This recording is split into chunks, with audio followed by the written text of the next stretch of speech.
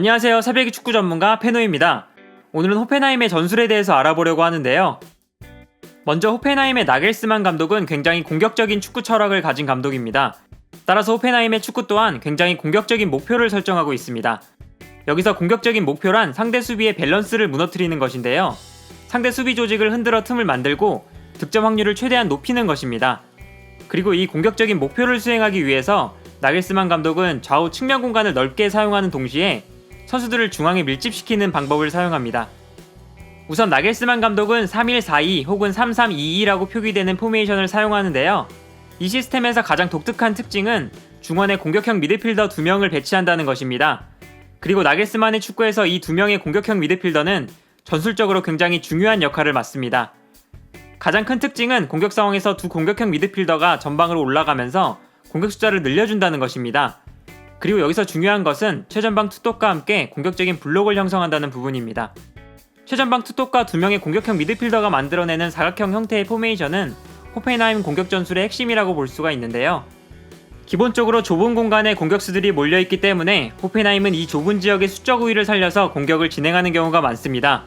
과감하게 이 좁은 지역으로 볼을 보내주고 수적 우위를 살려서 볼을 소유하는 것인데요.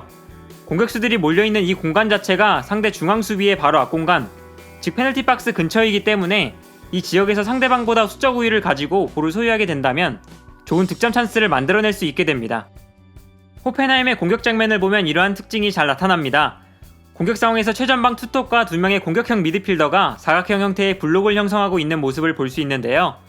호펜하임은 이 전형을 활용해 공격을 진행합니다. 이 장면을 보면 전방으로 볼이 전개되었을 때 4명의 공격수들이 볼이 위치한 지역으로 달려들어가는 것을 볼 수 있습니다. 그리고 여기서 볼에 대한 수적 우위를 점하고 볼경합에서 승리한 호펜하임에게 좋은 공격 찬스가 나오게 됩니다. 이 장면 또한 마찬가지입니다.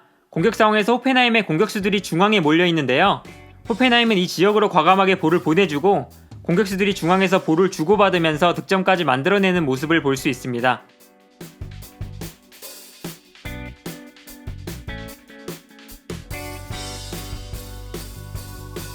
그리고 호펜하임의 또 다른 공격적인 특징은 좁은 지역에 몰려있는 4명의 공격수들이 측면으로 폭넓게 움직여준다는 것입니다.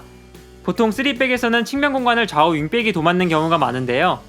이때 문제는 윙백들이 담당해야 하는 공간이 너무 넓기 때문에 자칫하면 측면 공간을 제대로 활용하지 못하게 된다는 것입니다. 따라서 호펜하임은 공격수들이 측면으로 넓게 움직여주면서 윙백의 공격 부담을 분산시켜줍니다. 그리고 여기서 공격형 미드필더를 2명 기용하는 전술의 장점이 나타나게 됩니다. 중앙의 공격 숫자 자체가 많기 때문에 어떤 선수가 측면으로 움직여도 중앙의 공격 숫자를 유지할 수 있다는 것인데요. 호펜하임은 최전방 투톱 그리고 2명의 공격형 미드필더 자리에 모두 폭넓은 활동 반경을 보여주는 선수들을 기용합니다. 그리고 이 선수들은 포메이션에 구애받지 않고 상황에 따라서 누구든 자유롭게 측면으로 움직이는 모습을 보여주게 됩니다. 결과적으로 이렇게 공격수들이 자유롭게 측면으로 침투하는 과정에서 상대 수비는 좌우로 분산되게 되고 그만큼 상대 수비 조직에는 틈이 생기게 됩니다. 따라서 호펜하임의 공격 장면을 보면 공격수들이 측면으로 돌아나가는 움직임을 자주 발견할 수 있는데요. 이 장면을 보면 호펜하임이 후방에서 공격을 전개할 때 공격형 미드필더로 기용된 아미리가 측면으로 뛰어나가는 것을 볼 수 있습니다.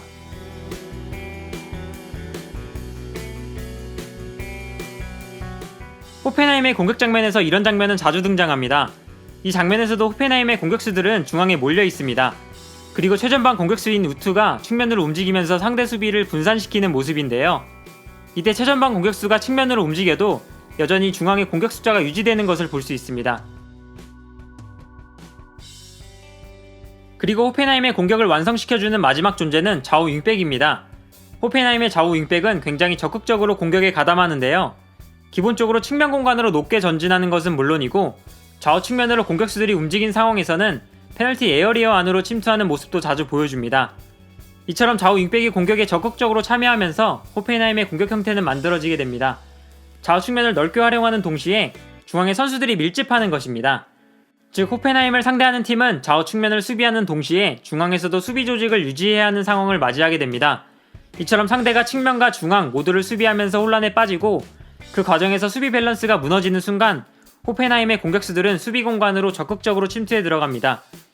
여기서 침투에 들어가는 선수들에게 지체하지 않고 직선적이고 과감한 패스를 보내주는 호펜하임의 공격 스타일은 호펜하임이 지난 시즌 분데스리가에서 바이에른 뮌헨 다음으로 오픈플레이 상황에서 팀 득점이 가장 많은 팀이 될 수 있었던 이유이기도 합니다. 패스맨만 봐도 호펜하임의 공격 형태가 뚜렷하게 나타납니다. 중앙에 최전방 공격수와 공격형 미드필더들이 몰려있고 좌우 측면에 윙백이 위치한 모습을 볼 수 있는데요. 따라서 호펜하임의 공격 장면을 보면 좌우 측면을 넓게 활용하면서 중앙에 선수들이 몰려있는 상황을 자주 발견할 수 있습니다. 이 장면을 보면 좌우 윙백인 슐츠와 카데라백이 좌우 측면에 넓게 위치하고 중앙에 4명의 공격수들이 위치하고 있는데요. 여기서 호펜하임의 공격수들이 빈 공간을 찾아 부지런하게 움직이고 움직임에 맞춰 직선적인 패스를 보내는 모습을 볼 수 있습니다. 호펜하임은 이러한 공격 전형을 효과적으로 사용합니다. 이 경기는 올 시즌 분데스리가 1라운드 경기인데요. 호펜하임의 좌우 윙백과 4명의 공격수들이 공격 진영에 위치한 모습을 볼 수 있습니다. 그리고 호펜하임은 좌우 측면을 넓게 활용하면서 동시에 중앙에도 공격 숫자가 많은 것을 활용해 공격 찬스를 잡는 모습입니다. 그리고 이러한 공격 패턴은 호펜하임의 경기에서 자주 등장합니다. 이 장면에서도 호펜하임은 볼을 측면으로 넓게 전개하는데요. 측면을 넓게 활용하는 동시에 중앙에 있는 공격수들이 부지런하게 상대방 진영으로 침투해 들어가는 것을 볼 수 있습니다. 그리고 상대 수비가 측면을 수비하러 움직일 때 중앙으로 볼을 보내주고 중앙에서는 수적 우위를 살려 득점에 성공하는 모습입니다.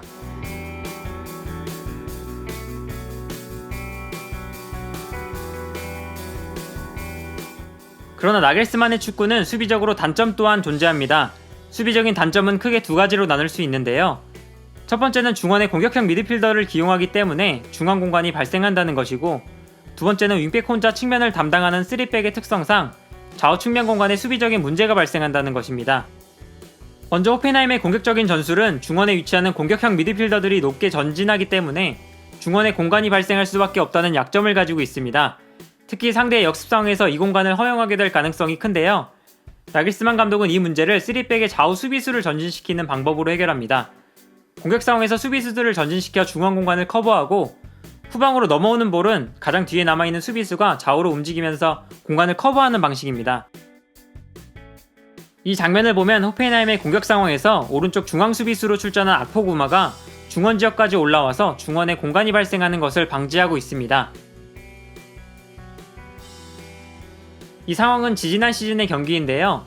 호펜하임의 공격 상황에서 당시 호펜하임 소속이었던 쥘레가 중원 지역까지 올라와서 중원 공간을 최소화하는 모습을 확인할 수 있습니다.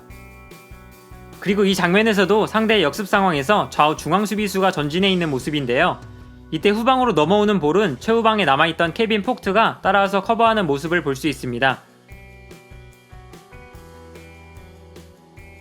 이번 시즌 개막전에서도 이런 모습이 나타났습니다. 호펜하임의 공격 상황에서 오른쪽 중앙 수비수로 출전한 비자크치치가 중원까지 높게 올라온 모습인데요. 이때 후방으로 넘어오는 볼은 후방에 남아있던 케빈 폭트가 커버하는 모습입니다. 두 번째 문제는 윙백이 담당하는 좌우 측면 공간이 수적으로 불리하다는 것입니다. 3백의 구조적인 문제점이기도 하지만 중앙에 위치한 공격형 미드필더들이 중앙에 밀집하고 있는 호펜하임의 전술적인 특성상 측면 공간의 문제는 더욱 크게 부각될 수밖에 없습니다. 그리고 나겔스만은 이 문제를 중앙에 밀집한 공격수들의 적극적인 수비 가담을 통해 해결합니다. 중앙에 몰려있는 호펜하임 공격수들은 수비 상황에서 좌우 측면으로 부지런하게 움직이는데요. 상대가 볼을 보내는 방향에 따라서 공격수들이 좌우로 넓게 움직이는 것입니다. 이처럼 볼의 위치에 따라 선수들이 좌우로 재빨리 이동해야 되기 때문에 그만큼 체력적인 소비가 큰 대처 방법이라 할 수 있습니다. 이 장면은 측면 공간에 대한 호펜하임의 단점이 나타났던 장면인데요. 이 상황에서 호펜하임의 윙백은 홀로 측면 수비를 담당하고 있습니다.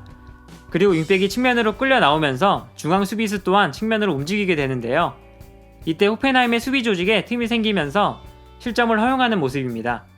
이처럼 윙백 홀로 측면을 수비하는 것은 수비 조직의 붕괴를 초래할 수 있는데요.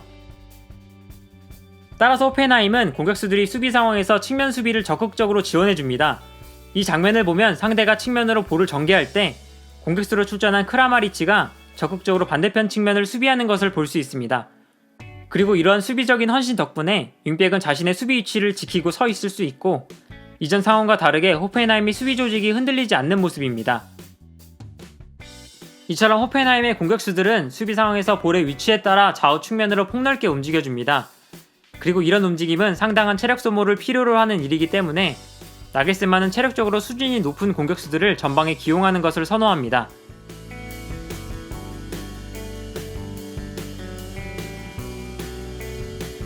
정리하자면 호펜하임은 굉장히 저돌적이고 공격적인 축구를 구사합니다. 기본적으로 투톱과 공격형 미드필더 2명을 기용하면서 중앙에 굉장히 많은 공격 숫자를 배치하고 좌우 윙백이 높게 올라오면서 측면을 넓게 활용하는데요.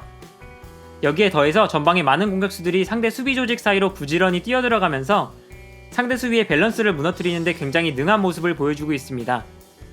그러나 공격적인 전술만큼 수비적인 단점 또한 존재하는데요. 중원에 공격형 미드필더를 기용하면서 중원에 공간이 발생한다거나 미드필더들이 중앙에 뭉쳐있으면서 측면 수비가 헐거워진다는 수비적인 단점을 보여주고 있습니다. 그리고 나겔스만 감독은 이 문제들을 좌우 수비수를 높게 올리고 공격진의 폭넓은 수비 범위로 해결하는 모습입니다. 결국 나겔스만의 공격적인 전술은 뚜렷한 장단점을 가지고 있는데요.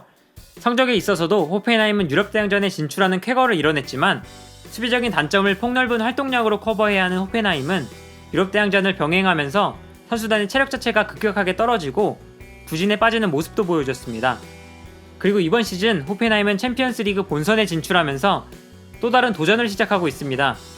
올 시즌을 끝으로 호펜하임을 떠나는 나겔스만 감독이 과연 올 시즌도 좋은 모습을 보여줄 수 있을지 올 시즌 분데스리가와 챔피언스리그를 재밌게 볼 수 있는 하나의 관전 포인트가 아닐까 하네요. 오늘 전술 분석은 여기까지고요. 시청해주셔서 감사합니다.